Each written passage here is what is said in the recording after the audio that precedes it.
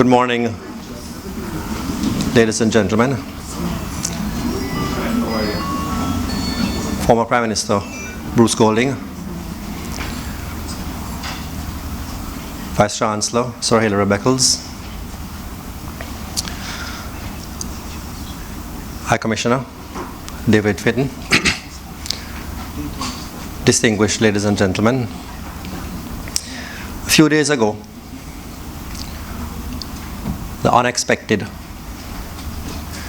one dares say the unthinkable, in a keenly fought contest came to pass. The result was shocking. It has resulted in the swift resignation of the leader. But congratulations to Iceland. We're not here to talk about football. There's another exit of England from Europe that is arresting our attention. Really, it is arresting the attention of the entire world. You know, in the Caribbean, we're very much accustomed. We have learned from bitter historical experience that we need to pay keen attention to developments in the rest of the world, especially so in certain parts of the world. Winds that originate far away, by the time they reach the Caribbean, can wreak havoc. And it is for that reason why the British vote in the recently concluded referendum and the result has caused us, without hesitation, to make the urgent preparations for this forum that we are inaugurating at this moment, for this forum today, on Brexit, the implications for the Caribbean. You know, we haven't yet wrapped our minds around the different ways in which it's going to affect us, but for sure it is going to affect the Caribbean, and possibly affect the Caribbean in profound ways. And we think it's important that all of us, from all different backgrounds and different arena, begin immediately to try to work out what are the different conditions that we are now going to face. And I'm really glad that you were all able to, change your schedules at the last minute, seeing as this was hastily planned, in order to help us to work through what are the consequences we're going to face. The day's proceedings are going to unfold as follows. We're going to begin with a presentation by the Vice-Chancellor, Sir Hilary Beckles, who's going to set the stage with some initial thoughts for today's proceedings. We're going to follow that with a discussion by a most distinguished panel. And after a short coffee break, we're going to spend the better part of today going through 3 discussions on the various aspects of what we think, exploring the different aspects of what the consequences might be and how they might affect the Caribbean. And through that process, by the end of what we have planned for today, hopefully we're going to begin to wrap our minds around some kind of, if not a consensus, but at least a greater appreciation of what we can expect. It gives me great pleasure to kick off proceedings by introducing the Vice-Chancellor of the University of the West Indies, Sir Hilary Beckles.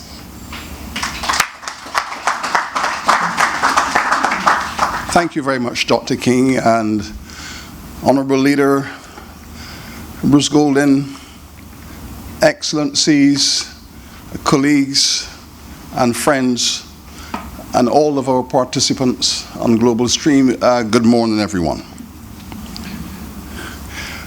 We are here this morning to speak about the future of the Caribbean region and to focus on some of those major concerns that we have in this region about inadequate economic growth, increasing unemployment. There are, of course, considerable anxiety within this region in respect of the Brexit development, and lurking somewhere behind the clouds are perceptions of opportunity. I wish to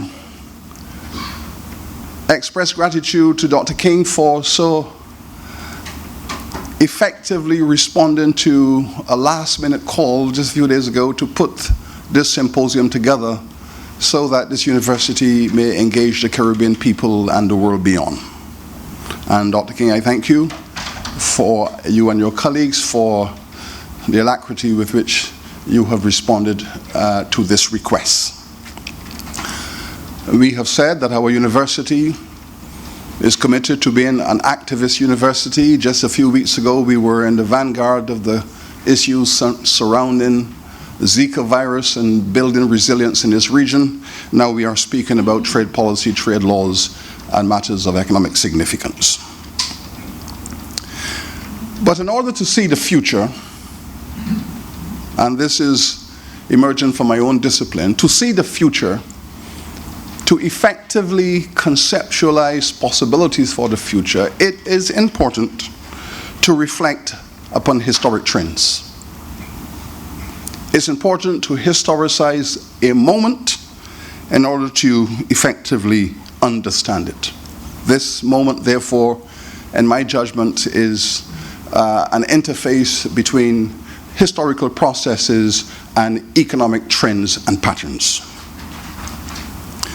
When we historicize this moment, and I should emphasize that my own discipline is economic history, so I am situated within the requirement to historicize and at the same time to analyze the economic moments and the imperatives. We see that Britain has skillfully managed over the last 700 years its relationship with continental Europe. I am not a believer in phenomena other than in the cosmic sense. This action by the British people, or the English in particular, the British in general, is not an act of irrationality. It is an action that is consistent with the historical trends of the behavior of Britain in relation to the continent.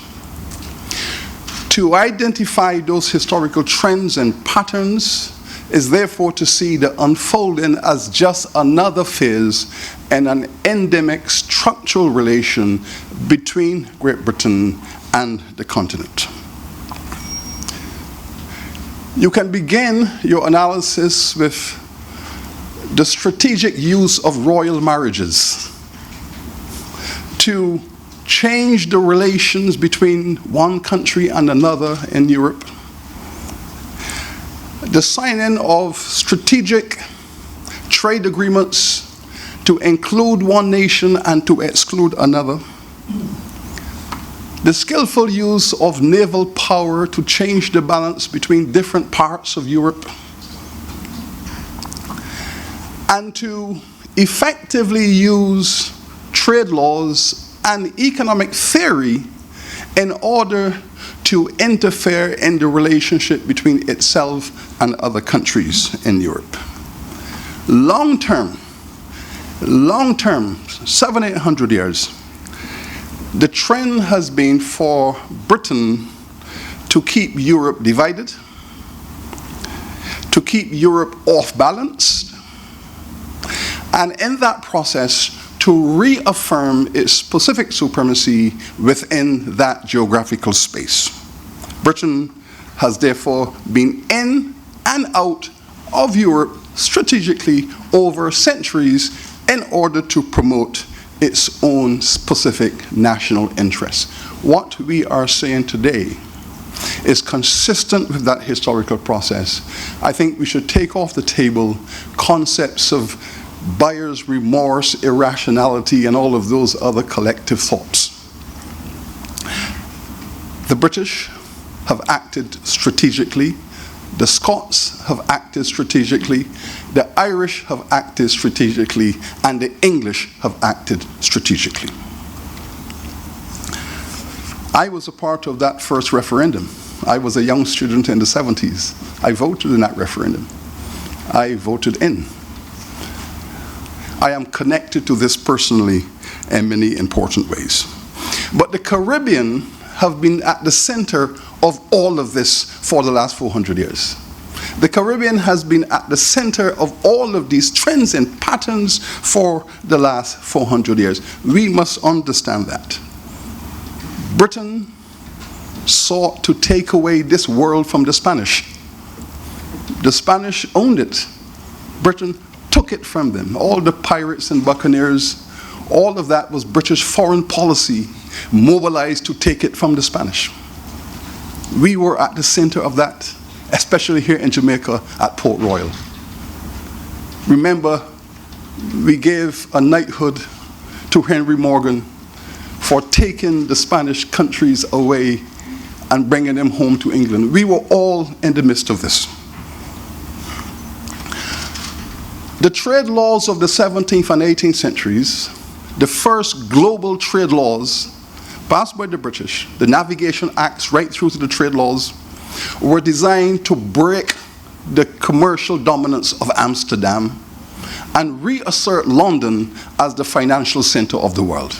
But to do that, it had to break the power of the Dutch on the commercial seas as a center of international finance. From Amsterdam, it came to London, the result of specific interactions.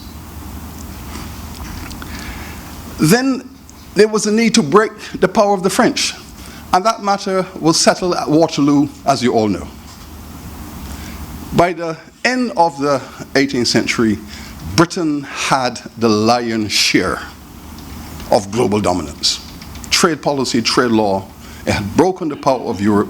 It asserted itself over Europe. It took the lion's share and became the first industrial nation, became the first global nation, the first international nation, because it was able to break the commercial, financial, and naval power of all other European nations. In the midst of this, the Caribbean slave economy was abandoned. Britain turned to Asia. British policy shifted from the West Indies to the East Indies to inaugurate another phase of British global dominance. It's against that background that we in the Caribbean tried to build nations. We tried to build our Caribbean nations out of this historic trend and pattern of British policy. The irony is that under colonialism, the Caribbean was one single market and economy. Under colonialism, the Caribbean had freedom of movement of labor. Under colonialism, the Caribbean had freedom of movement of capital. One integrated capital market, one integrated labor market, because under colonialism, Caribbean peoples could move from island to island, take their property, take their money, invest, buy land, develop enterprises. Labor could move looking for work. Under colonialism, we were a single market and economy. We moved into nationhood as fragmented micronations. So we went backwards. But that was skillfully managed by Britain.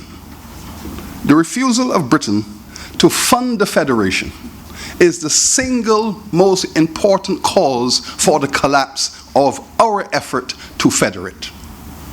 Britain's consistent refusal to fund the system of trade, of institutional development, leading the islands in a circumstance where they had no choice but to conclude, we cannot do this.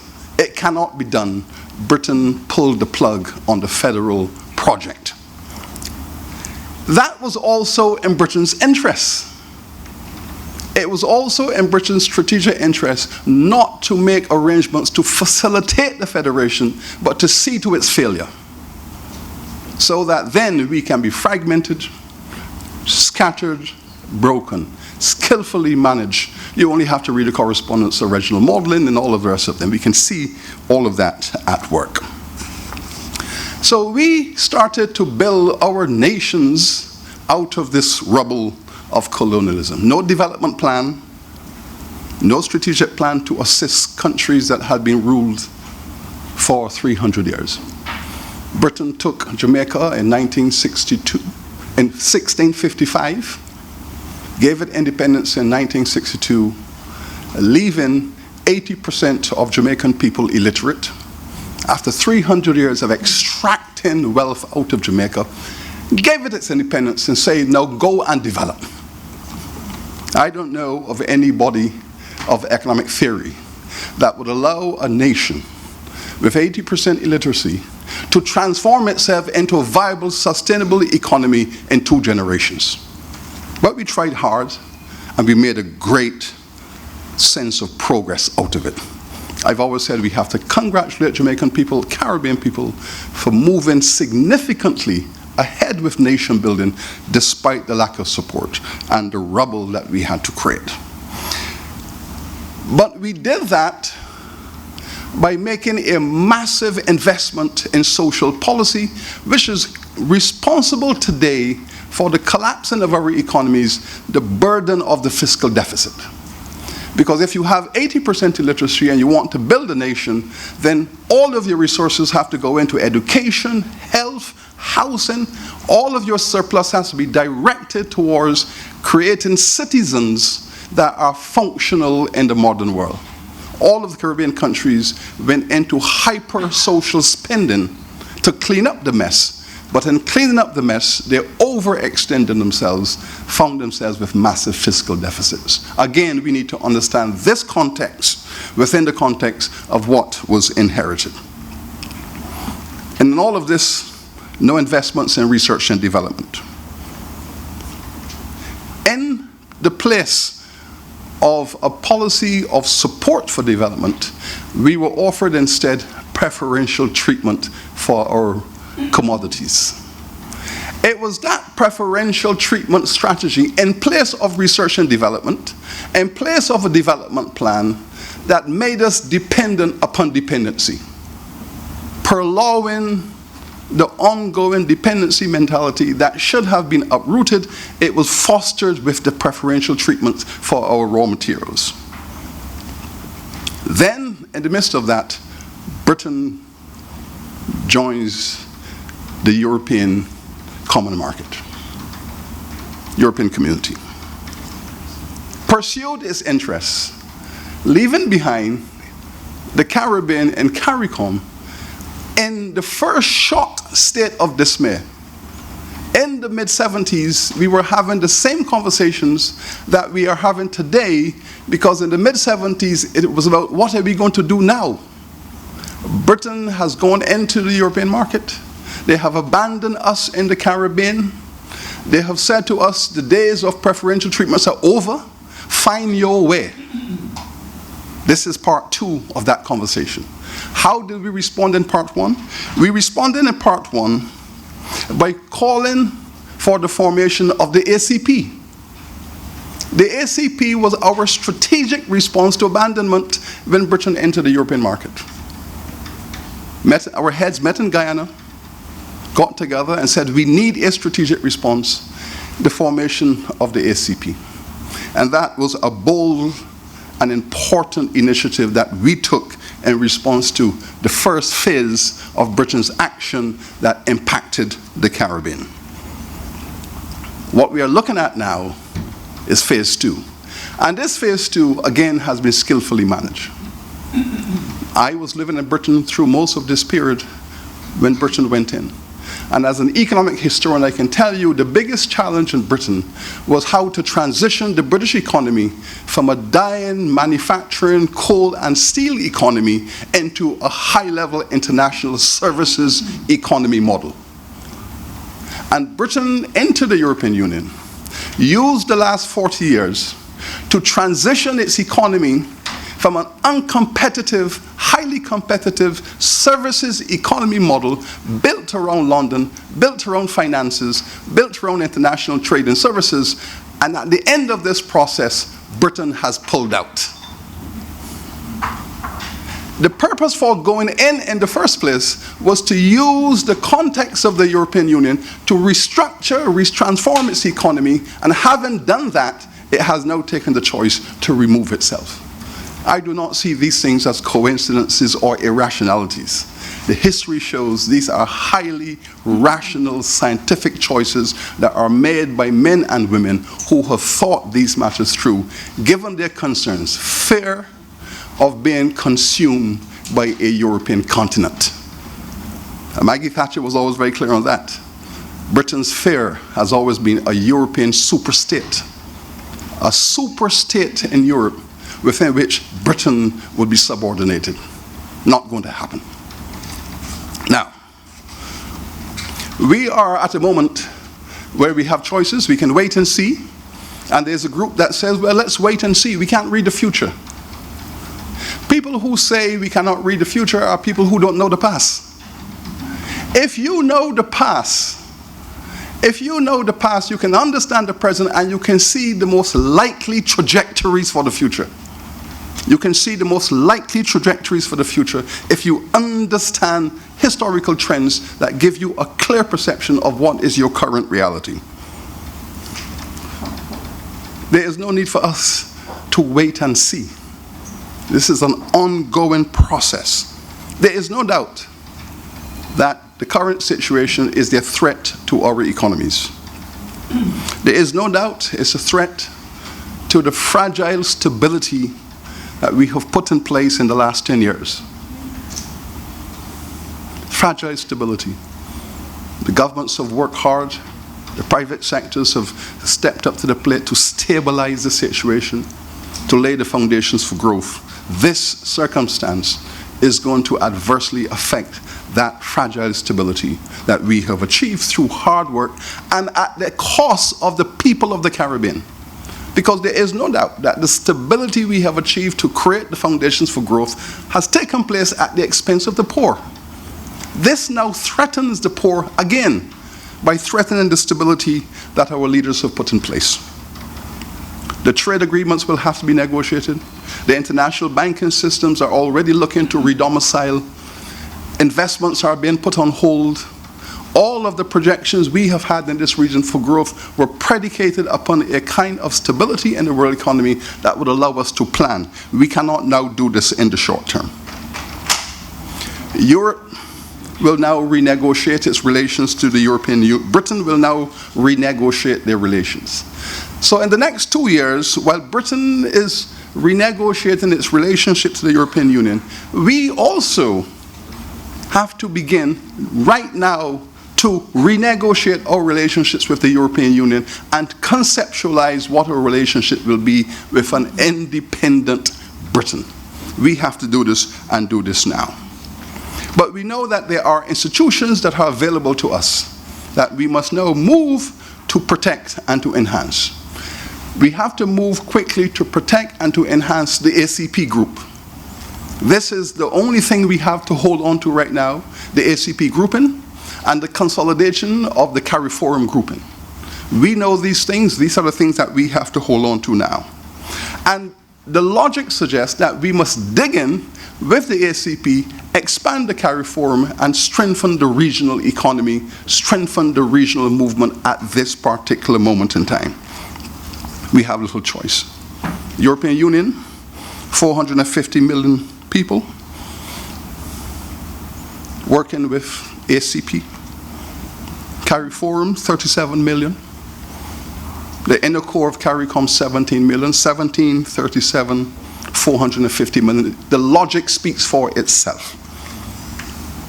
Within the ACP alone, there's 1 billion people that we are connected to through our first strategic response when we participated in establishing that group. The ACP European Union agreement will be the dominant force, or should be the dominant force on which we have to act. But even within that context, we must take some responsibility because we have not effectively taken advantage of the agreements that we had put in place in respect of ACP.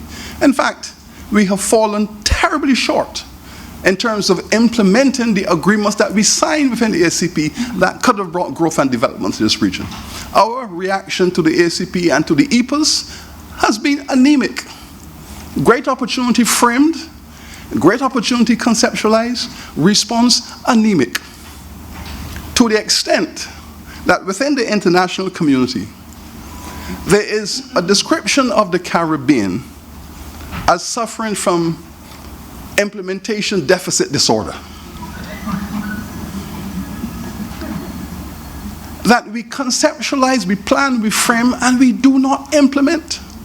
The countries in the world that have shown tremendous growth and development are countries that have put in place fast-track, specifically designed instruments for action on things that you have agreed. You've agreed, get on with it. In the Caribbean, we have this implementation deficit disorder, and it is clear in respect of the EPAs that we have signed that could have given us more growth in the last 5 years. But this is a challenge for us now. The ACP has been the primary recipient of over €1 billion of development grants and support, and the Caribbean has been a great beneficiary of that.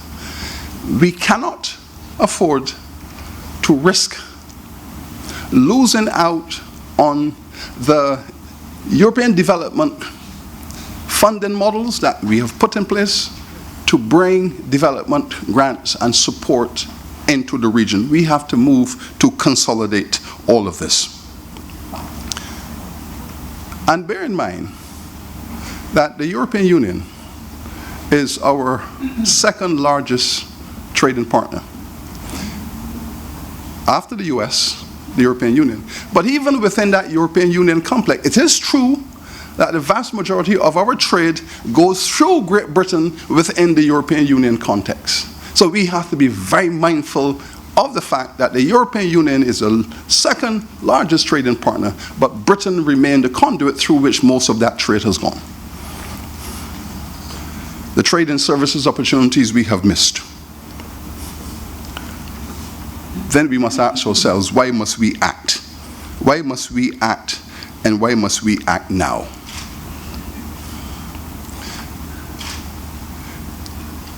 Understand the location and time of the Caribbean economy. For 300 years, under colonialism, we had a price advantage. Our commodities had a price advantage on the world market, which is why the Caribbean was important to the world economy. We had a competitive price advantage for our raw materials. Then from the 60s onward, when we lost that advantage, we then developed a second advantage, an advantage in quality, for quality in the services economy. Our tourism, price advantage, quality advantage as well. High quality advantage in tourism. Quality advantage in the banking system, because we put in place a financial services industry across the Caribbean that had a high quality performance. It was quality. Mina, you were part of that. We had a price and quality advantage in our services model. We are now losing that advantage. It's being pushed against us, all of the various issues in relation to blacklisting and then all of that. The pushback. We are now entering the third phase in search of a price advantage. But this third phase is about innovation and research, and that is where we are falling down in the Caribbean. Our innovation, our research, our development strategies built around education and so on, it is not adequately in place, and we cannot give our industry that innovative advantage that we need now for the third phase of our economic development. We have to act on this.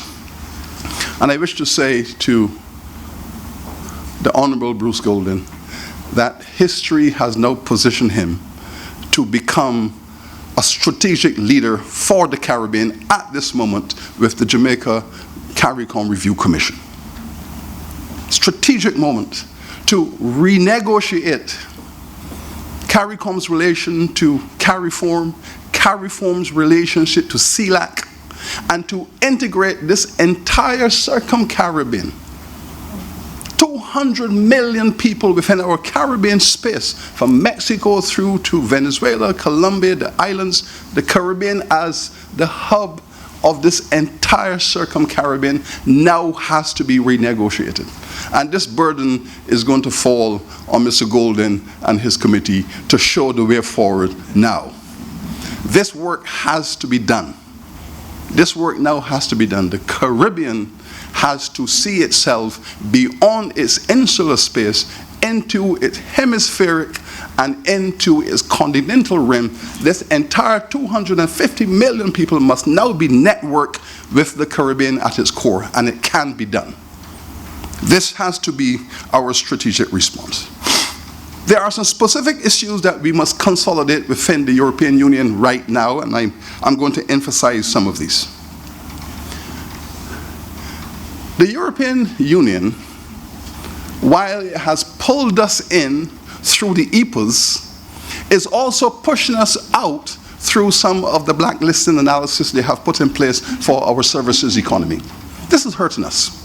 We have to be mindful of this. They are pursuing their own self-interest. Now they have divided us so that only Haiti, all the other countries, they have graduated into middle-income countries, leaving us now outside of a certain space for the development support that this region is entitled to out of the history of the European Union. The reason why I have always been an advocate of the reparatory justice movement, because it is a counter-argument to the pushback against the Caribbean. It is a critical instrument within the overall package of discussions that we must have. And I will revert to that in a moment. CELAC is a part of our natural historical world.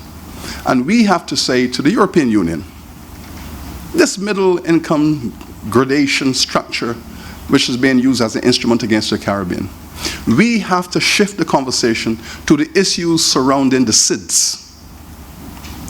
We have to move away from the per capita income classification to the vulnerability index classification. These countries are all vulnerable to the shocks of climate change and the adverse effects of globalization. We have to shift the diplomacy away from middle income graduation to vulnerability indexes. In the world, the Caribbean is one of the most vulnerable nation states conglomerations on the planet. We have to focus on that through rebuilding the conversations around SIDS. But to do all of this, we need one strong Caribbean voice. Our future is not secured outside of the context of one strong Caribbean voice. This is what is required right now. And therefore, I'm going to make a number of recommendations. And I'm going to urge that our political leaders, our heads of states, consider the value of these recommendations as a second strategic response to Britain's in and out of Europe strategies. We should establish immediately, a task force to thoroughly examine and research all aspects of Caribbean-European Union relations. All aspects must be thoroughly researched and understood. A standing task force to examine all of these so that our leaders are not going to make comments and make positions on an ad hoc basis, but everything that they do and say from here on in has to be rooted in research and the facts as we understand them scientifically.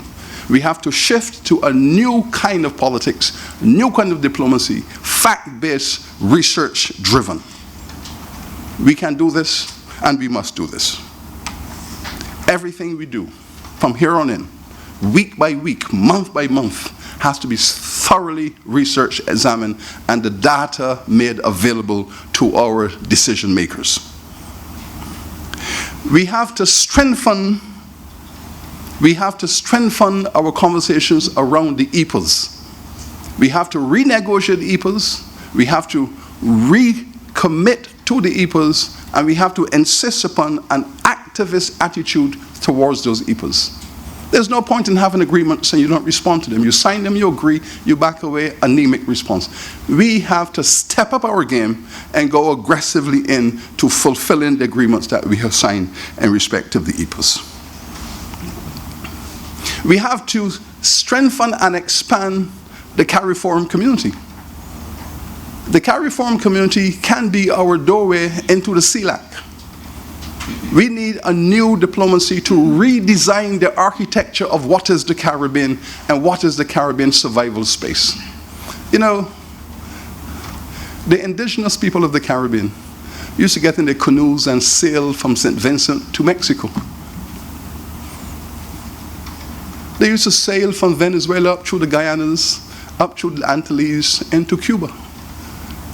The indigenous peoples had networked this entire Caribbean. From Guyana, the canoes went to Mexico. They were trading across the Caribbean Sea, continent, inter-island, intercontinent. All of that was a norm for 2,000 years. We were the ones who broke up all of that. We have to reinvent it. We have to reinvent the indigenous economy. So when we move from Venezuela to Colombia to Jamaica to Cuba to Panama, we are within one economy. We have to rebuild that. And Mr. Golden, this is for your visioning. This is what we need. This is what we need right now. This is what we need right now. The Association of Caribbean States, 200 million people. These are the positive actions. But there are also some positive actions outside of the realm of economics. Humanity doesn't live entirely in an economy. Humanity also lives in a society. We have to end colonialism in the Caribbean right now. Britain has made its move once again. We have to end the colonialism. We have to put an end to all of this Privy Council manipulation. We need to set up Caribbean indigenous institutions, and we must tell the Queen, thank you very much and goodbye. We have to go to Republican status right across the Caribbean. We have to end colonialism. How much longer are we going to linger? How much longer are we going to linger? They push us out, they bring you back, they push you in, they bring you back, and you are holding on. It is creating psychological dependency. Free the Caribbean people. End the colonialism. End it. Let us see our future as belonging to us. We will relate to the European Union because it is a logical, historical market for us to trade and to be a part of. And we must remember the history. The European Union is large because it was built upon the history of extracting resources from the Caribbean. So it's not alien to us. European Union is part of our domestic history. We have always been in it. We have helped to build it. Its wealth is based upon relations with us. So when we are speaking with the European Union, it is not a foreign discourse, it's an internal domestic conversation between us in the last 500 years who have been building the Atlantic economy. But we must end the colonial aspect of it. And in ending the colonial aspect of it, we will rekindle the Caribbean spirit for self-reliance. We will rekindle the Caribbean spirit. And to rekindle that spirit is also an intellectual process in which the university and the scholastic community of the Caribbean must reassert a new scholarship based on the visioning of our Caribbean independence and our future. And to do all of that, we must have an urgent CARICOM. This is the time to set up a Caribbean Research and Development Fund so that we can assist our entrepreneurs in being innovative, using their innovation based on research to create new products, to make our economies more competitive, to make our industries more competitive. This is what we must do. So I'm urging our leaders, this is a time to take these series of constructive, rational measures so that the Caribbean can go out of this into its own future and to rebuild with the European Union a strong and dignified relationship for the future. I thank you.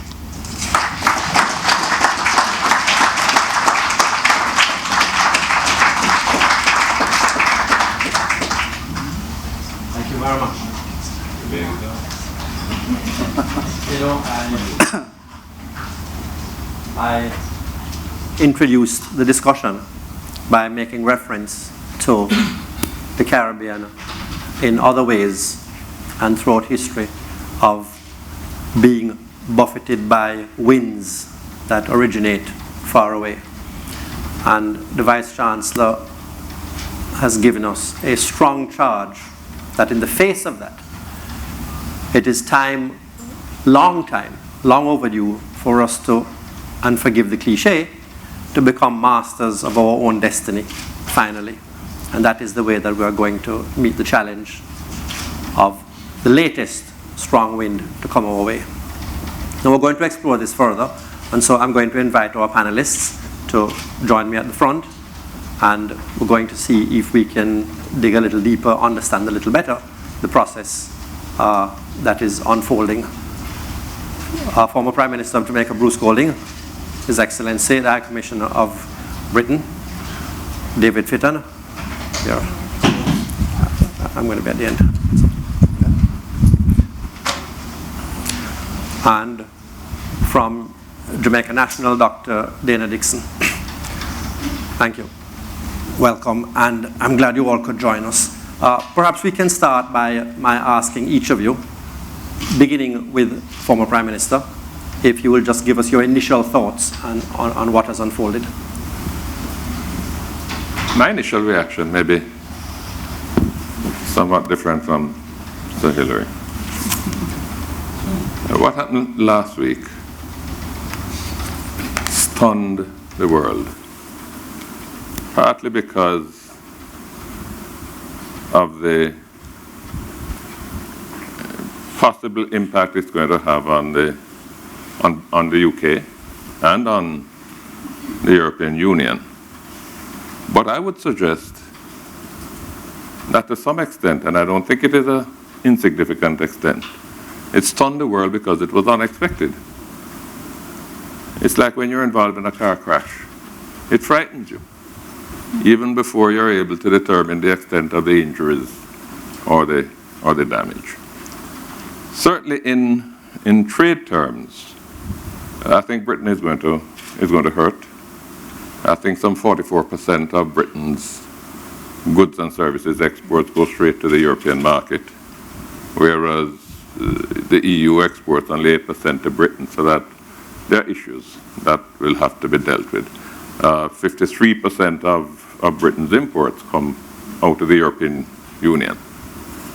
So once they're out, all of that is going to have to be recalibrated. I think some 50% of their foreign investment flows also come from East European countries.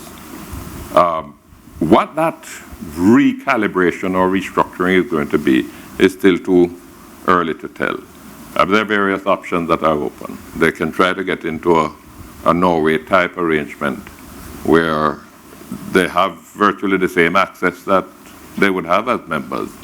But the problem is that they're going to have to subject themselves to EU regulations over which they would no longer have any control or any involvement.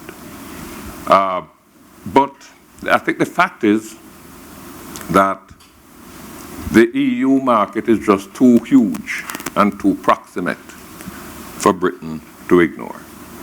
And London continues to be the financial center of the world. It's too powerful for the EU to ignore. So even though the divorce is going to take place, they're going to have to find a way to live together under the same roof. But it's not going to be an easy ride for Britain. The European Union can't afford for for an ex-wife to enjoy the same privileges as the other wives. Or husband. Otherwise, the other wives may start toying with the idea of filing for divorce as well. But they're going to have to find a way to live together, and that is what is still left to be seen. My concern, I'm going to come to the Caribbean impact in just a minute.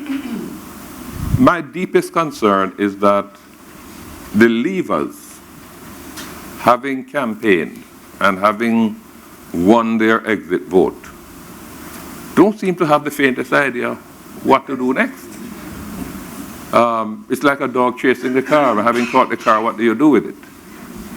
I heard there's a television discussion involving Pascal Lamy, the former executive director of the WTO, and a British MP whose name I can't recall, but he apparently was one of the strong Leave campaigners.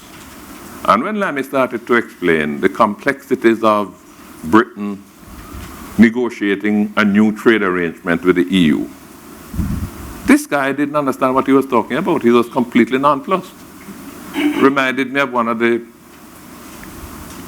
presidential candidates in the US right now. Didn't know what he was talking about. And I'm yet to hear a coherent strategy as to what next is to happen. And all of that creates uncertainty, and uncertainty is the nemesis of economic growth. Certainly the British economy is going to take some blows. It is possible it could even go into recession. I don't feel, this is my view, but again, it's still early to say, I don't feel that that would be contagious. I don't think it's going to, the sky may be overcast, but I don't think the sky is about to fall. In terms of the Caribbean, one of the things that I think we have to recognize is that, and maybe my thoughts here are influenced more by the Jamaican reality. I know St. Vincent still sends bananas, for example, to Europe. Jamaica stopped exporting bananas 10 years ago. But if you look at the numbers, our trading relations with Europe have been anemic. Jamaica exports to the EU, I think these are 2015 figures, about $200 million. $200 million. And of that amount, 120 went to countries other than Britain. I think 80 went to Britain. We import from the EU, or imported last year, 300 million. And 240 million of that came from other countries other than Britain. I would like to assume that under EPA, and I'm coming to the point that Sir Hilary made about seeking to improve on that, but I'd like to assume that under EPA, those trading arrangements remain. Because we signed that with the European Union. We didn't sign it with the European Union and Britain. We will have to negotiate some arrangement now with Britain in terms of how we deal with their portion of it. I would like to assume that Britain would enter those negotiations with us on an assumption that we will get no less favorable terms than we got under EPA. But that is still something that's left to be seen. I think I agree with Sir Hilary, and this is the final point I want to make. We have to straighten out CARICOM. And I hope I'm not over-speaking here, but there are some rather crude ways of putting it. But CARICOM has to either go forward or go backward.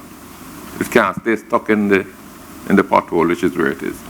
And by that I mean it must either fulfill the terms of CARICOM, that the architecture around which all of those dreams and visions and objectives were built, or it must redefine CARICOM in a way that it can function, but it cannot remain as it is. But I think, and this is not a new concept, I remember Edward Seaga made the same point a long time ago. If you look in the overall scheme of things, even with Haiti, and even if we were to expand CARICOM to include DOMREP, you're still talking about a small economic space in real world terms. And I agree that we're going to have to look. This can't be the immediate thing. I think we need to fix CARICOM first. If we can't fix that, we can't really talk about broadening it beyond that. But I really think we have to look at the wider Caribbean and Latin American area and to determine how can we find a platform, how can we find sufficient common space where we can get the critical mass that we need. And the very final point is this, that we must not, and I'm speaking here of all the CARICOM countries, but particularly of Jamaica, we must not believe, as some of us do, that any of these arrangements, even if we straighten out the problems of CARICOM, none of those arrangements will absolve us from the need to straighten out our own domestic problems here in terms of our lack of productivity. I mean, our labor productivity has declined every single year for the last 42 years. Every single year. And we can't blame that on CARICOM. We can't blame that on Europe. I mean, there are certain problems we have that if we don't get those problems fixed, neither CARICOM nor Europe nor Britain, nor even a remarriage between Europe and Britain is going to be able to help us. And we're going to need to focus on that. Otherwise, we're not going to be able to take advantage of these opportunities. I took over as the Prime Minister with lead responsibilities for external negotiations just on the eve of concluding the negotiations for EPA. It was Owen Arthur before me. And we worked hard. We were negotiating against a huge empire.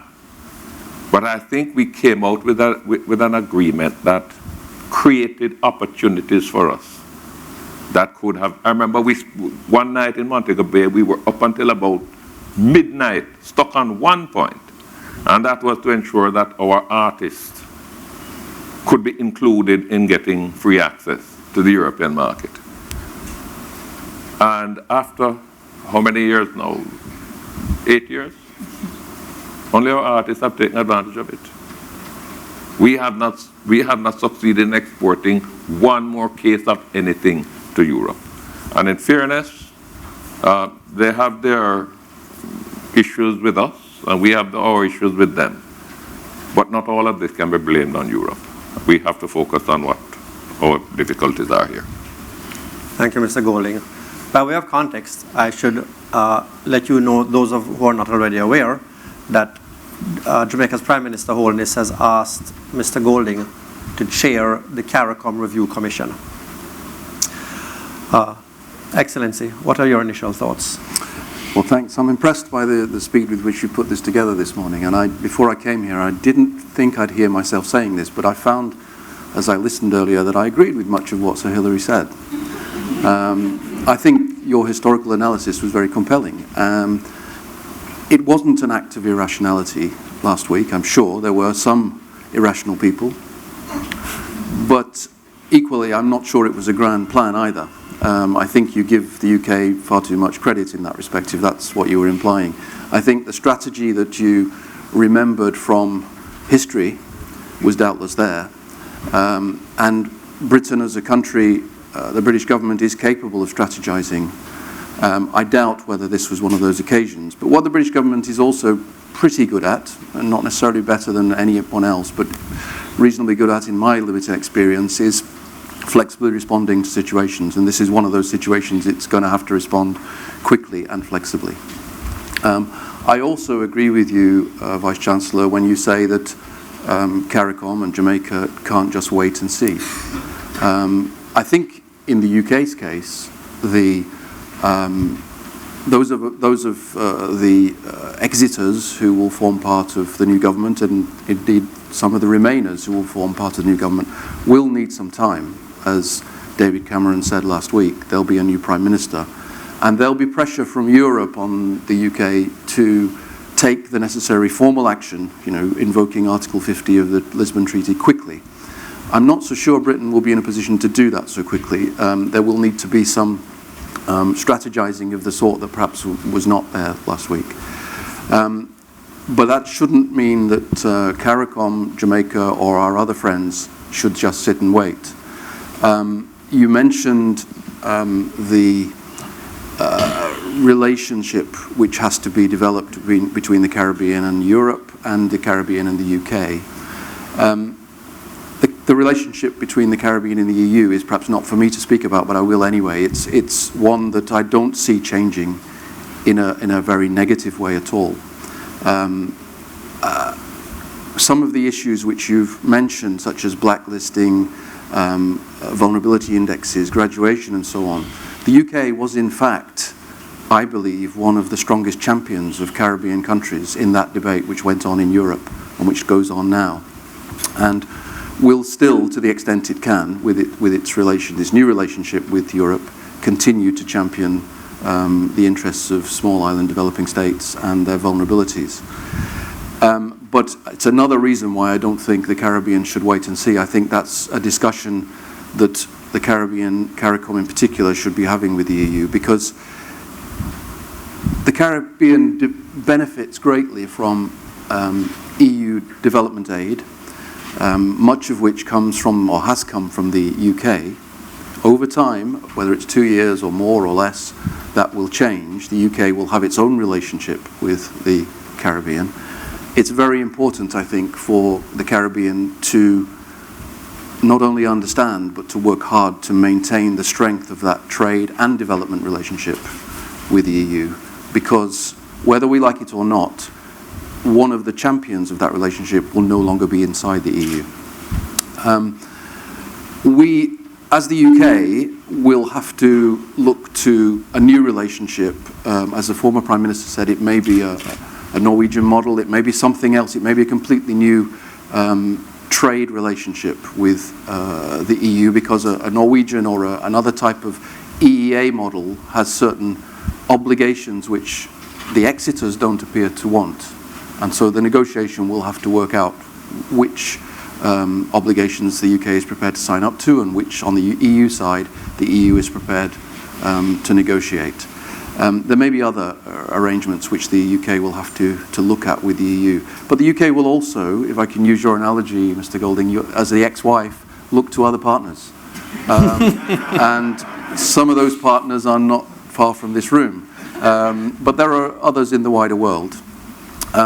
The UK will definitely, I think there's no doubt about it, will want to develop trading relationships and other types of relationships with people perhaps who, as the Vice-Chancellor said, have been slightly forgotten since the 70s.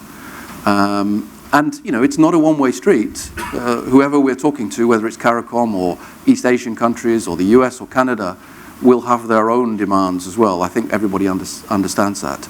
I think you're right that there are some people who perhaps don't have a plan, and I don't know who the MP was who was on your program, but it may be not necessarily those people who will be leading the negotiation. I used to work in trade policy negotiation myself in the 80s and early 90s, and when, as part of GATT as it then was, and then the WTO, we had competent negotiators. They then retired and were not replaced because the EU did all that for us.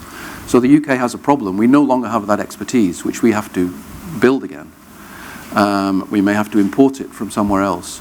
But I don't think we underestimate the problem we face, and I don't think we underestimate the complexity of the negotiation or the uncertainties that will develop, whether it's on the trade side, macroeconomic, or any other uncertainties.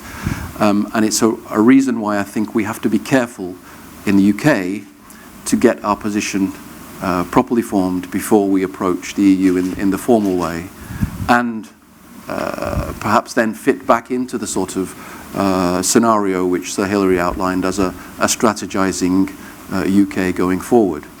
But just to emphasize again, I don't think that means that the Caribbean, Jamaica here in particular, should sit back and wait for that.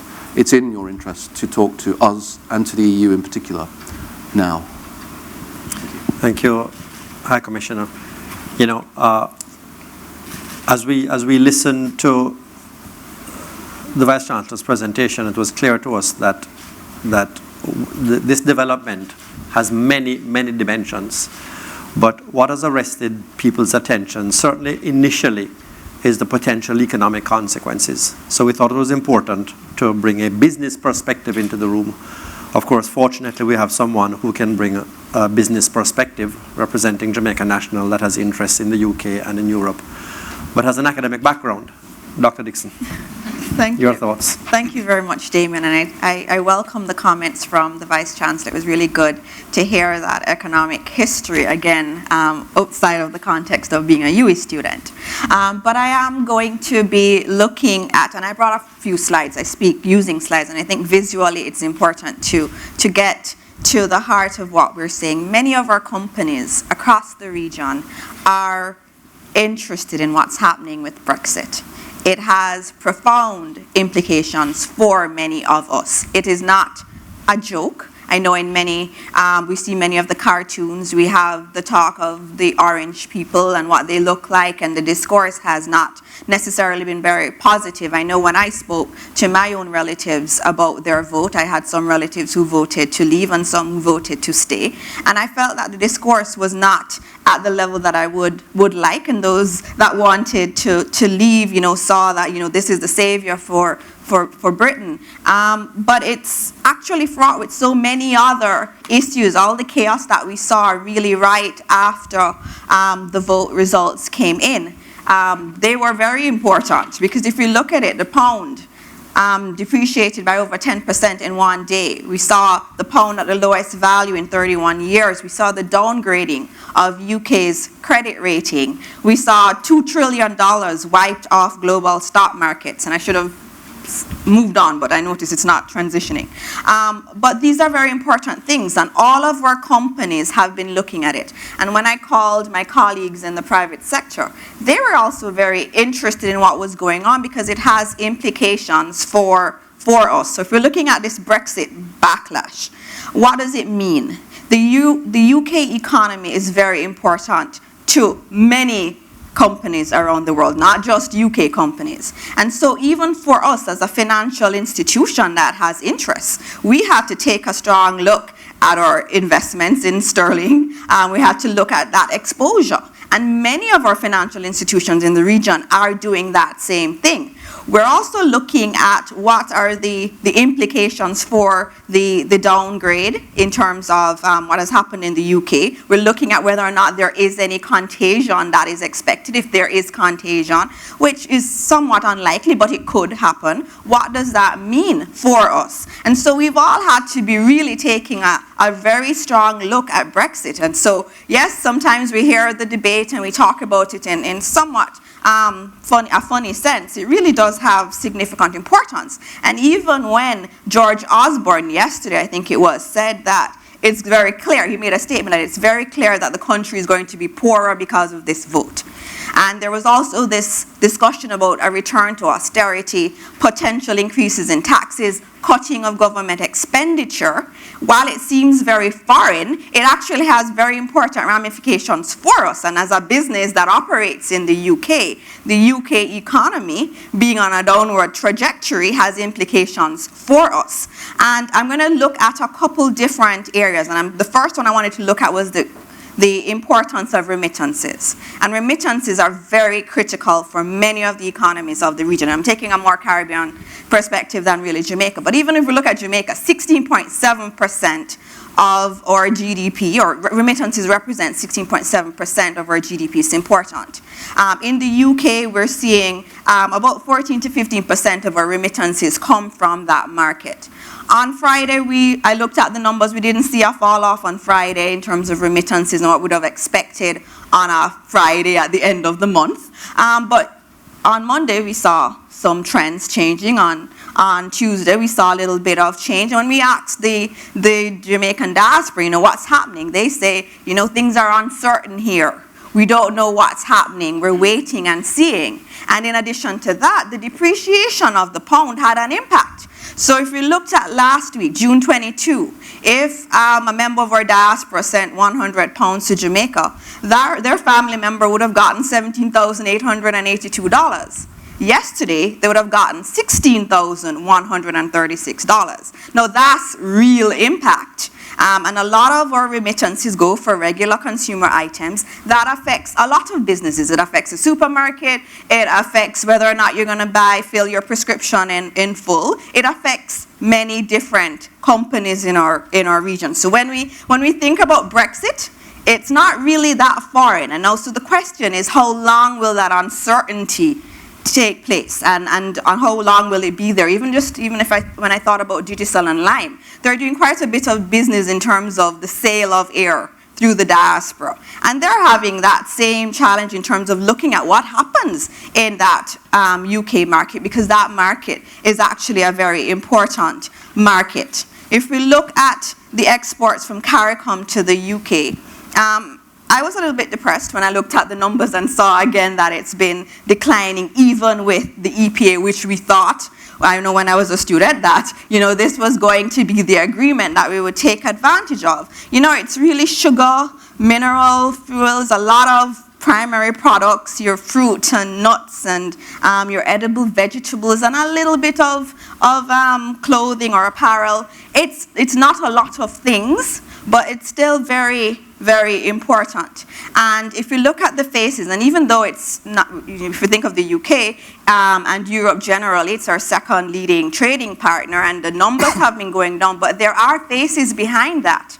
And when we think of Caribbean exports, we're thinking of these people, we're thinking of the farmers, we're thinking of or tourism workers, or even or beverage manufacturers. There are real faces behind this. So even when we say, the number is not that big, it really does have an impact on some people, and it really, again, as I said, links back to what happens in the UK economy, because if we see a recession, then we will see that downward trajectory in demand, and that has an impact on Caribbean exports, even though they're small, and in many instances, we're affecting a lot of our poorer people in our region.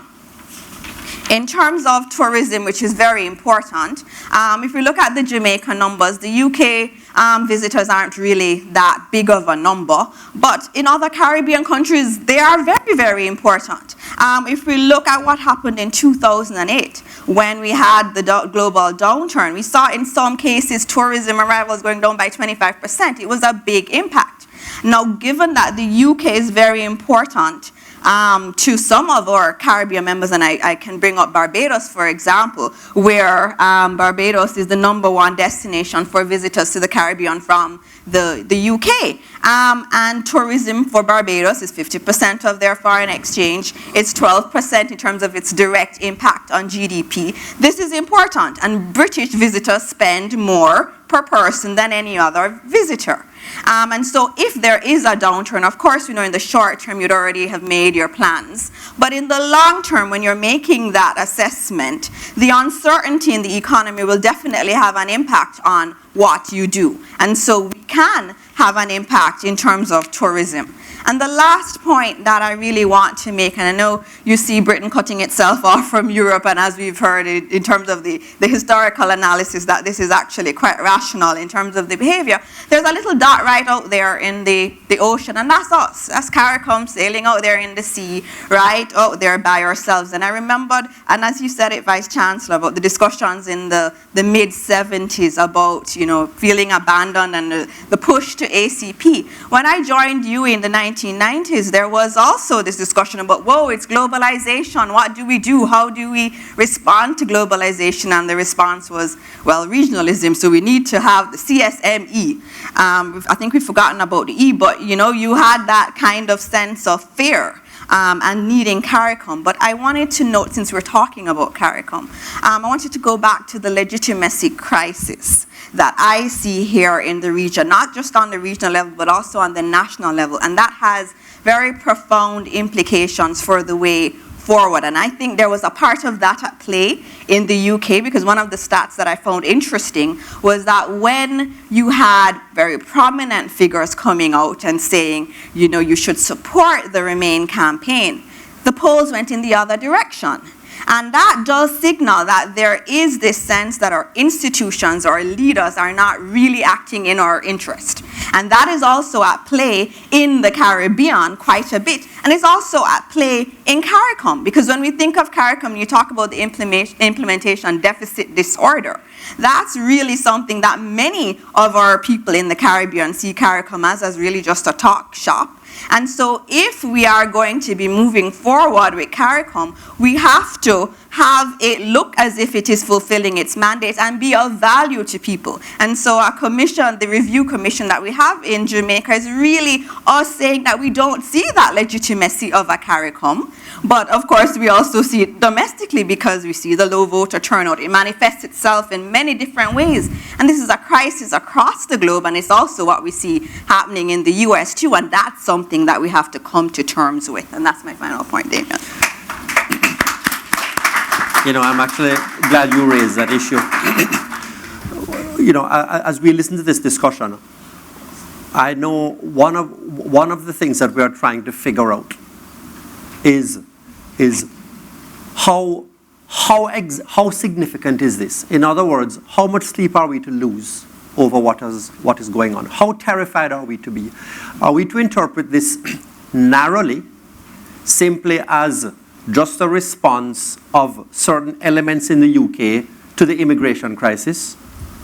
Or at the other pole, and High Commissioner, I'm going to ask you to respond to that, or at the other pole, is this the beginning of a worldwide retreat from the globalization project? And Prime Minister, when the High Commissioner is finished, I'm going to ask you to address that question. High Commissioner.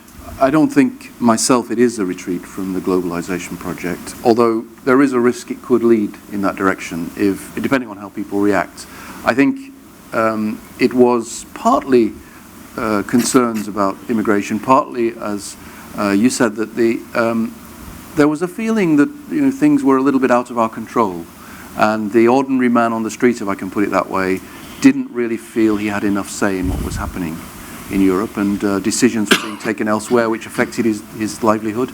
I can't comment on whether that's the case here, but there were people who voted almost viscerally for those reasons, and the result was perhaps in some cases beyond what people expected, but it wasn't irrational. I do agree with the Vice-Chancellor on that. I think there was a good deal of thought went into it. People were influenced very much by what they heard, and I think for most people in the UK, it's very hard to talk for most people, but from my feeling, it's an issue about the UK and the EU. It's not an issue about the wider world and globalization at the moment, but it could affect reactions in other countries, and that's when we should start losing some sleep, I guess.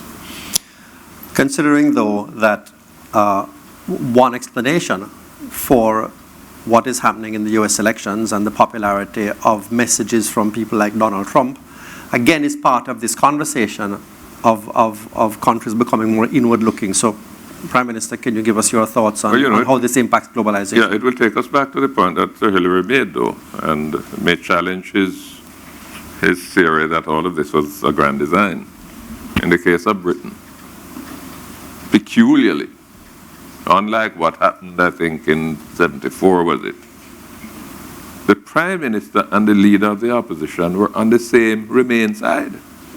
They were saying to the people, do not leave EU. And I think we need to perhaps, probably that's really being done, to those 17 million people that voted to get out of EU, what was it that was driving them? What was motivating that thought? And maybe some domestic issues. Maybe they feel that their own economic situation has not improved. The immigration thing may be a crisis. The second point you raised, though, Damien, is interesting.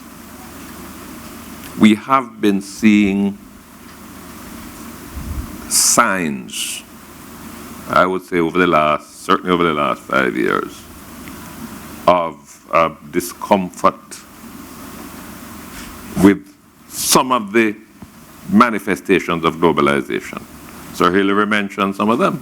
I mean, the kind of strictures that are being put on countries now, whether it is in corresponding banking or or environmental issues and so on.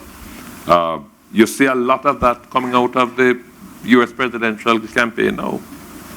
And there's a lot of traction that it is gaining on the ground, a return to protectionism, which is completely anti-globalization. There's merit in the point that you have made. That's something that I think we need to take seriously into account, because we're going to be prime victims of any tendency towards that. Vice-Chancellor, you have any response to the issues that have been raised so far? Yes, thank you very much. I think we are more or less coalescing around some core concepts. The issue of rationality, I think, is important to my own analysis, because I do not believe that because the leaders of two political parties have urged a certain action, but the citizenry, the citizens in their majority, chose another action. I am talking about the rationality of the citizen and how the citizen has analyzed their future. As His Excellency have said, the citizens have a view of the kind of nation that they want. If there is a breach of trust between the citizen and the state, well, then that is also a normal part of globalization. In all areas of globalization, there is a conflict between the citizen and the state. And we see this conflict playing out in everywhere. For example, in the Caribbean, our cricket team. The citizens have a view. The state has a view. The state says, represent your nation. Come and represent your country. The citizen says, hold on a second. Is that in my self-interest? I am going to pursue my self-interest as I see it outside of the state. And it's important to realize that this is a feature of the moment in time where citizens are seeking to reassert their view of their nation over the views of the organized state. And it is because globalization is a double-edged sword. We tend to misunderstand what it is. On the one hand, it speaks to openness and level playing fields and all of that. That is undoubtedly true. The economics of globalization speak in terms of that language. But do not conflate the economics of globalization with the politics of globalization. The politics of globalization are built upon the survival of the individual nation state. The building block of globalization is the nation. The economics of globalization speaks to an open space where nations can play, but the nations seek to strengthen their own personal footing within that economics of globalization. And what the British people have done, or the English people have said, we are going to strengthen Britain's singular position as we see it, even though we want to be in the global space. But strengthening the nation is important. The other aspect of the rationality which I'm speaking about is the timing. I do not believe that if this referendum had taken place 15 years ago, it would have succeeded. Because, as I have said, Britain went into the European Union, and while it was in there over the 40+ years, took the opportunity to restructure its economy, to strengthen its economy, transition from industry manufacturing to a services economy structure. And it did it well. Britain is now again viable as far as the citizen sees it. The citizen says, we are now viable competitively globally because we have restructured. And we are now once again competitive, and now we are, let's step out. That was not the case 15 years ago. So, PM, I expected the vote to go in that direction, but I must confess I didn't think they had the courage to do it. I know they wanted to do it. I knew they wanted to do it, and I knew it was the majority position, but I didn't think they had the courage. But then again, we have learned another lesson. The English have never been short on courage. Let me invite questions from you, based on what you have heard so far. Anybody wants to raise an issue? Yes, Dr. Gordon. Thank you very much. Vice-Chancellor, I'm a little bit puzzled by your analysis. It would seem to me that we'd get a better understanding of what really took place if we knew the class composition of the vote. The globalization project is now moving to a new phase. First, it started with the free movement of capital. Now, it's the free movement of labor. That is far more complicated because it's not just economic factors at work. It's social, identity, all of those things. So while globalization has led to a disparity of income within a society, it has led to a more equal income across societies. The rise of China and India to some extent is a direct result of globalization. I think that the working class, and you see it in the American election, the old blue-collar manufacturing jobs, those have gone offshore, and the political response to that is to close the space. Could you comment on that? Again, we sometimes believe that economics and economic theory are totally penetrating of how a citizen sees the reality. Not every citizen wants to be globally competitive, to be highly productive, to be dedicated to high productivity, dedicated to the work regime of national economic growth. In many societies, citizens have a different view of themselves as human beings living in a village, in the town. Work is something they do to make a living, but their families, their leisure time, all of those things are more important. Now, we need to be aware of that. The average British worker that I have spent maybe 20 years living among, yes, they want their nation to do well, they want their nation, but you know, they want to go to work, do 8 hours, they want to go to the pub and have a drink with their friends and socialize on weekends with their families, and they have a very different view of what the quality life is. But we have a view that says, you know, the citizen must wake up in the morning, work harder, sharper, faster, be driven production, productivity, maximize the output, grow your country, be riddled with ideas, and be engaged. Now, and to be engaged in the workplace and to take responsibility for building your country. This is your role as a citizen. Now, the economics is one thing, but there's a sociology that is another thing. And we see constantly the citizen being caught between these two worldviews. So yes, I was not surprised that Birmingham voted to leave. I was not surprised that London voted to leave. Because to stay. London wanted to stay because London has been caught up in the rhythm of Europe having been restructured. London was the center of the Thatcherite restructuring between the 80s right through. London was the place that drove the restructuring and the modernization of the British economy. London was the vanguard of the New England. Birmingham remained the car plant, the old steel, the old factory. You know, the workers go and work in the factory, they go home, they drink in the pub and so on. Birmingham is old England. London is New England. And that divide was very, very clear. That is globalization in one place, pushing. The anti-contradictory force is Birmingham. Different world. So it's important, I think, to break down the different dimensions of how the average citizen experiences life and so on. We see it in the Caribbean. And by the way, I should tell you for the sake of history, when Jamaica voted to leave the Federation after the referendum, Kingston voted to stay in the Federation. Always remember that. Kingston voted to stay in the Federation. It was the country people who mashed up the thing. But Kingston voted to say, Kingston, we stayed in. Kingston voted in. It's a country folk who mashed up the thing. And exactly the same thing has happened in Britain.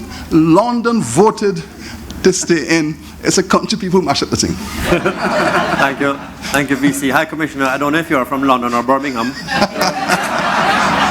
I'm actually from Manchester. So I think Manchester voted to leave. Tell country people what you're saying about them.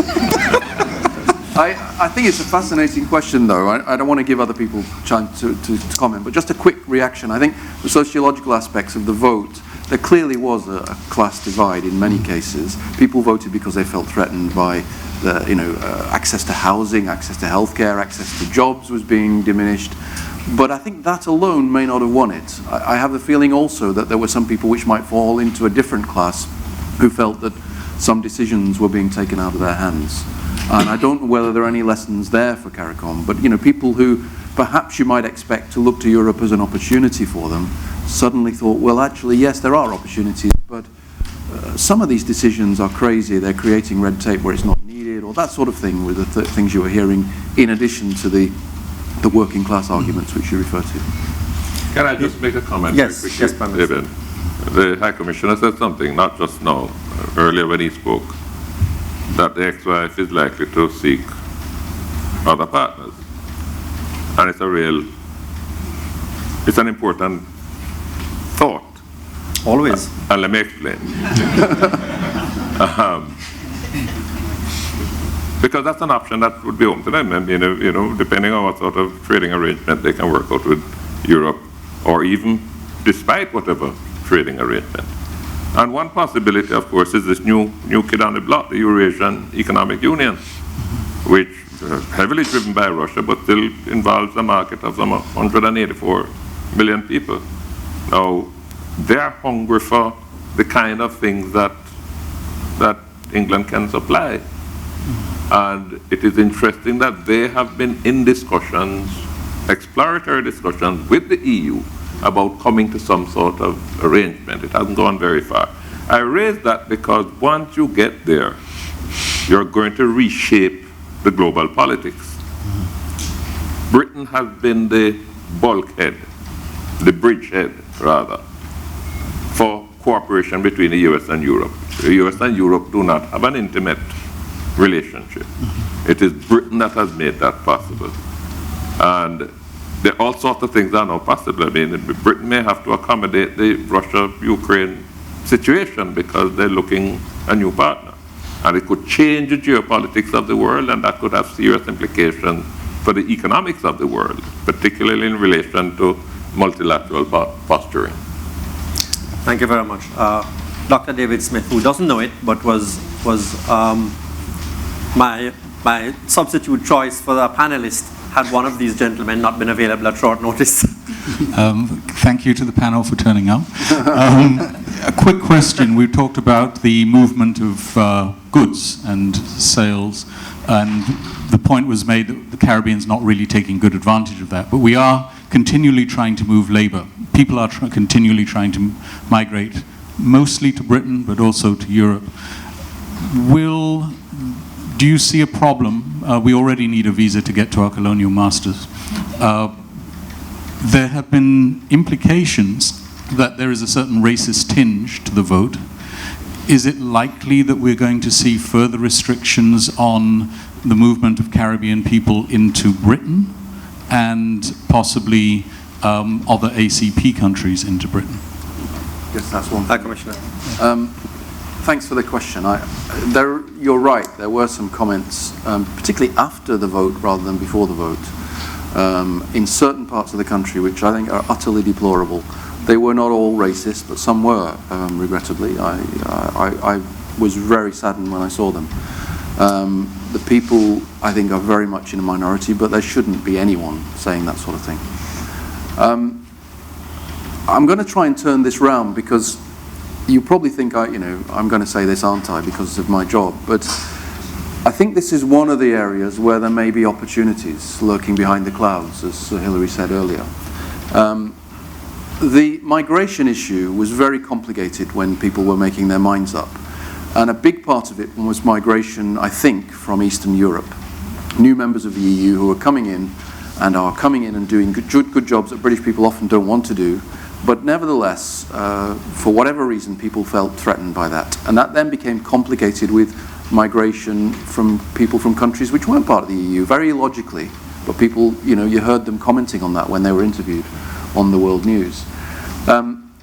depending on what sort of agreement is reached on free movement of people within the EU or not, there may be some restrictions, and certainly that seemed to be the way that the exiters were arguing before the polls. So there may be restrictions on people of EU nationality working in the UK. There's no doubt in my mind the UK does need foreign workers, whether we're talking about the health sector or education. So, you know, it doesn't take a genius to see that actually CARICOM could benefit from that. I'm not saying that will necessarily happen, but it's an opportunity lurking behind the clouds. I don't have any reason to think that there will be any imposition of further restrictions on, you know, visa regimes, anything like that. Nobody I've spoken to, nothing in my messages from London has expressed any of that. On the contrary, I think there may be opportunities in the future for people from this region and indeed from others. I would love that to be the case. Thank you. You know, goodness knows that we already have, you know, deep tensions within CARICOM. In fact, it is those tensions that has given rise to the need to appoint the CARICOM Review Commission. And I'm wondering, Dr. Dixon, if the example of Brexit, you know, how do you think that's going to play out now in terms of Caribbean nations being more willing to renegotiate their relationship, you know, with CARICOM? I think that's actually a very reasonable possibility. And I go back to what I had said earlier about that legitimacy crisis. The reality is when you do speak to Caribbean citizens and you ask them about regionalism and how important it has been, you don't really hear very positive responses. And a part of that really has to do with whether or not you see CARICOM as fulfilling its mandate and also acting in your interest. And when we look at the discourse in the UK about leaving Europe, you see some of the same tensions there. This notion that there is this external entity that's making decisions, this notion that I'm giving up more than what I am getting. And the discussions within CARICOM in terms of even the debates on whether it's parties or the movement of people, they're legitimate questions. The problem is that we've not really seen any kind of commensurate response from CARICOM. And CARICOM has really, when we think about the usefulness of CARICOM, we think of it in more theoretical terms. I think the theoretical argument for CARICOM is very sound. But when I move from theory into the more practical, that's where I feel that there is that type of a disconnect. And so I think there are going to be more countries that look and evaluate at whether or not CARICOM really is able to actually provide solutions for the region and whether or not we can actually come together. And this notion of hyper-nationalism in the face of globalization, you're seeing that in our countries too, and every country is making strategic decisions, strategic choices. It's about me, and in many instances it's very difficult to move that discourse from me to that greater good. And that's where our leadership has to actually come into place. And there's never really been any kind of political will vis-a-vis CARICOM. You know, you hear these pronouncements and then you don't see the pronouncements realized. So I do think it's a danger here, and that's why it is very important that at this point we look at what CARICOM is, what CARICOM represents, and we either make it something that's useful or we're going to see many other Brexits happening in our region. One final question, comment? Yes, here. Good morning. Is there the risk of breakup of the EU in terms of Scotland, because I know they voted to remain, and if that were to happen, what implications would that have? That's a very tough question to answer. I mean, I know that we've seen a lot of analysis of the regional voting, not just the class voting, but the regional voting between the different regions. And Scotland and Northern Ireland voted to remain. Wales and England largely voted to leave. But it was a national vote. The final result, it was a vote won by over 1 million voters on a national level, which has to be respected. Now, if the First Minister of Scotland, Nicola Sturgeon, was sitting here, she would probably say something different from me. And there will be, I think, a deep discussion in Scotland about whether they want to have another independence referendum. But that will have to be, it's not a decision just for Scotland, it's a decision for the UK as a whole, would have to be approved by Westminster. If I could sound selfish, I would say that anyway. And B, they're not absolutely certain, as I understand it, that they would win that referendum at the moment. There's uncertainty in Scotland too. But what the government in Westminster, in London, has said is that because of the diverse way that the voting came out, the devolved nations, Northern Ireland, Scotland, Wales, have got to be fully involved in the future negotiation. And it could be at that stage that we see something developing. I can't myself envisage how it would work. For example, a Scotland staying in while the rest of the UK came out. Constitutionally, I just cannot understand how that would work. Somebody here may know better than me. Some of the lawyers would probably have an idea. It will be fascinating to watch, but I think that the standard line, if I could put it that way, is this is a national vote result. Can I just say one other thing, which it came to me just as I finished. I should have said it because it's so appropriate here. Talking to that last question about opportunities lurking behind the clouds, there is a system in the EU which you're familiar with of Erasmus scholarships. People from one country go and study in the other, and many EU citizens study in the UK. In 2 years' time, that may no longer be available. We just don't know, but it's quite possible that the UK will be outside that system. Now is the time you should be talking to UK universities, and there are opportunities there for more Caribbean scholars, students in the UK. Yeah. Thank you. Professor Williams. Dr. Dixon, a question for you. Prime Minister. What is going to be the status of, I think it's some 3 million non-UK Europeans who live and work in the UK? Are they going to have acquired rights under Vienna, or they will have to be regularized? Those are jobs. Yeah, the assumption is that they will have acquired rights. This is part of what will be discussed over the next 2 years. But you're right, there are Italians, French, Spanish, Bulgarians and others who work in the UK, the financial sector and elsewhere. A, we need them. Our economy needs those people. And B, if you've been working there for a certain length of time, you have required residency if nothing else. So the Prime Minister, the current Prime Minister, has been at pains to say no one should be afraid of being kicked out, if I can put it bluntly. Professor Williams. Thanks, Dr. King. Just a quick question. Normally when we think of implications, it appears that it's only the negatives that we focus on. Given that the UK will now be out of a sort of a union which kind of gives it a little bit more latitude to negotiate, especially trade deals, are there any positives that we can think about for a country like Jamaica? Well, that's certainly, rather than take that as a specific question to answer, perhaps it's something that we can use as contributing to, I think, one of the themes that has emerged from this discussion. And I think there have been 3 of them, after which I'm going to ask the VC to just close this part of the proceedings with a few comments. 3 issues, I think, have emerged in this discussion. One is the notion that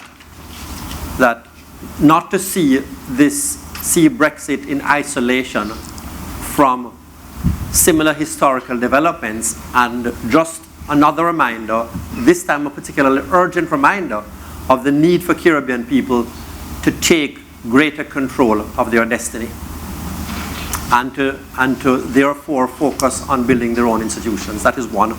The second one is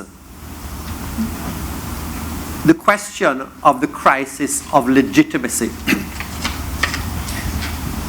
Dr. Dixon raised the point about how the polls responded to arguments being made in favor of the Remain campaign.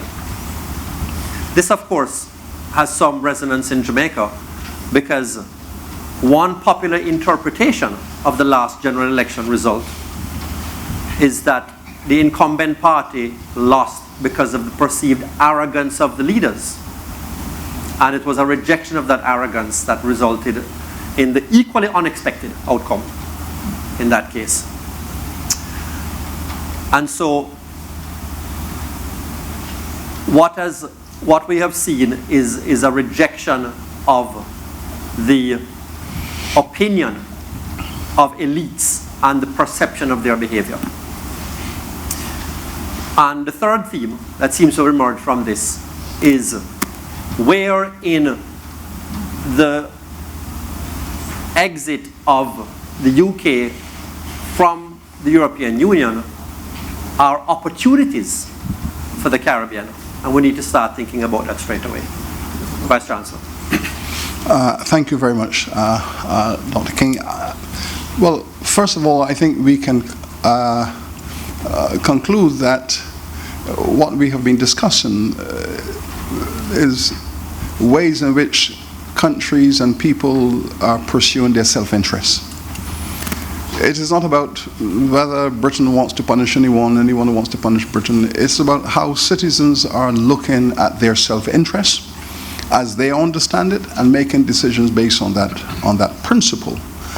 I also agree that there is a new conception of democracy which is evolving.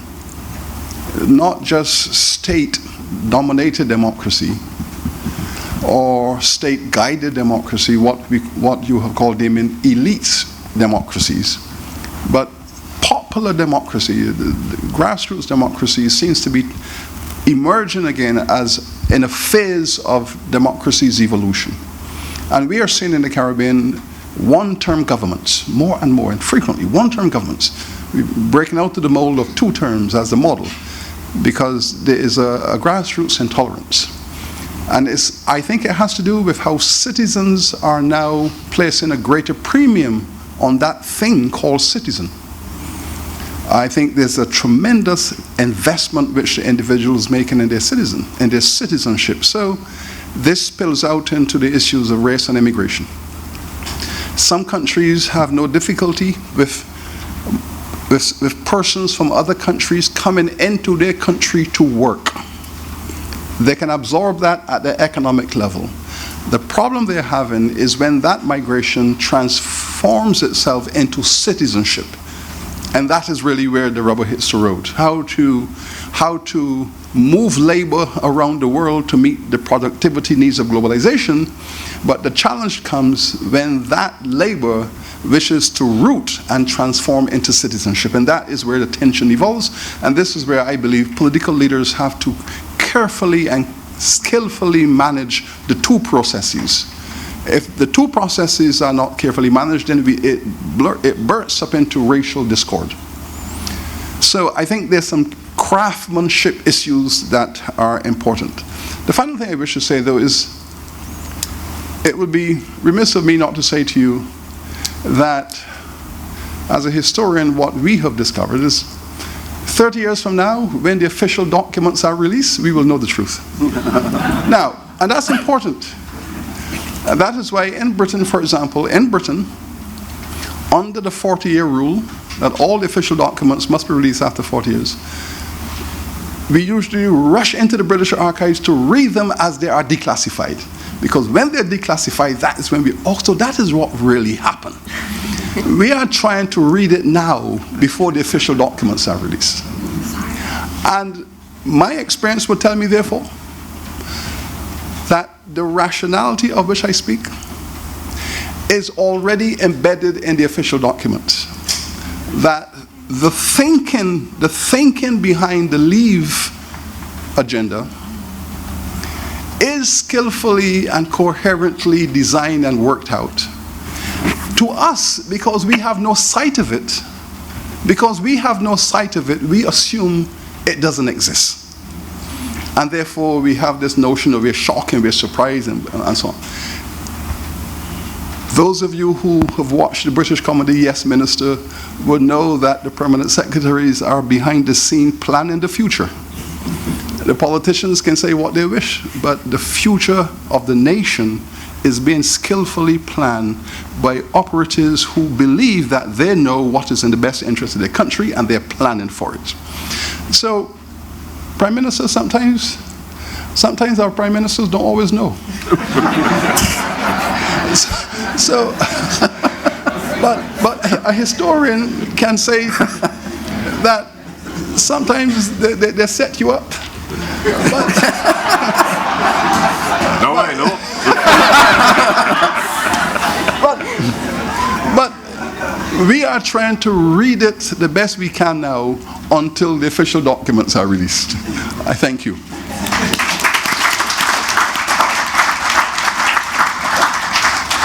Thank you, Vice-Chancellor Beckles, Prime Minister Golding, High Commissioner Fitton, Dr. Dixon, and thank you all of you for your interest in this issue and for taking time out of your morning. So, thank you all.